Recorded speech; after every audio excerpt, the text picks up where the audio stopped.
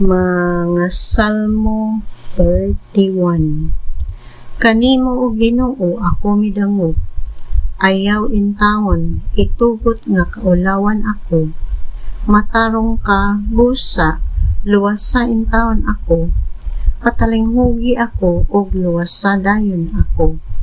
Padangpa ako kanimo, og panalitdi aron maluwas. Dalangpanan ko ikaw, og tigpanalipod, tungod og alang sa imong ngalan. Tultuli og giyahi ako. Ilakay ako sa litag nga giandam nila kanako, kay ikaw ang akong salipdanan. Gitugyan ko kanimo ang akong espiritu, o Ginoo. Giluwas mo ako kay Diyos ka nga matinud-anon. Gikasilagan mo ang nagsimbag mga Diyos-Diyos, apan ako misalig kanimo, o Ginoo. Magmaya o magmalipayon ako tungod sa imong gugma nga walay paglubad, kay nasayod ka sa akong mga pag-antos, o gitabangan mo ako sa akong kalisdanan. Wala mo ako itugyan sa akong mga kaaway, o gipahiluna mo ako sa dapit nga layo sa kadaot. Kaluy-i intawon ako, Ginoo, kay ania ako sa kalisod. Gumikan sa labihan kong paghilak, nang hubag ang akong mga mata. Naluya na ako, daw hapit na akong mamatay tungod sa kaguol o sa pagpunay o hilak, nakakunhod sa akong mga tuig.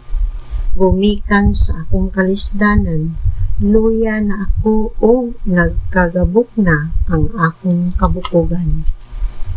Gibugal-bugalan ako sa akong mga kaaway o nangahadlo kanako ang akong mga silingan. Nang likay kanako ang akong mga kaila, managan o magpalayo sila, inigkakita nila kanako sa dalan. Gikalimtan ako sa tanan, sama sa usa na kapatay. Sama ako sa buak nga kulon nga gilabay na.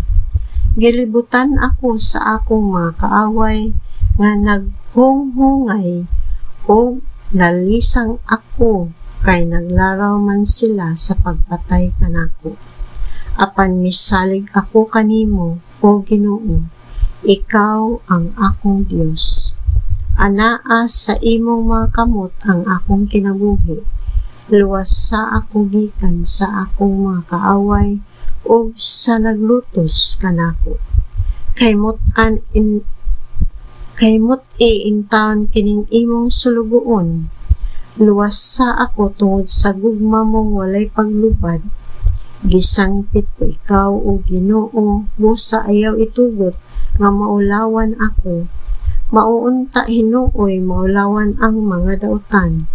Matakom-unta ang ilang bakba dito sa kalibutan sa mga patay. Pahiluma kanang mga bakakon o ang tanan. May pahitason nga nagpasipala sa mga matarong. Pagkadagaya sa mga maayong butang nga gitagana mo sa mga nagtahod ug may kahadlok kanimo. Kahibulungan ang imong gibuhat alang niadtong midangop kanimo, ug kini nakita sa tanan.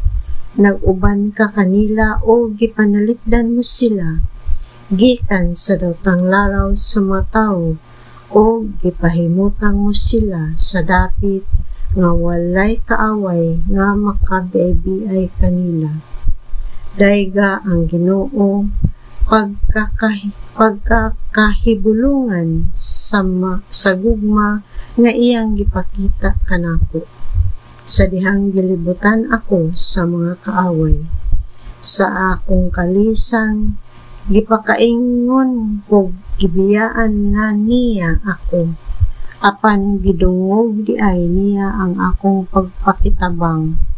Higugma ang Ginoo kamong mga pinili niya. Panalitdan sa Ginoo ang mga matinumanon kaniya. Apan Silutan niya ang mga mapahitason sa angay kanila, pagmalig-on o pagmadasikon kamong tanan nga nagsalig sa Ginoo.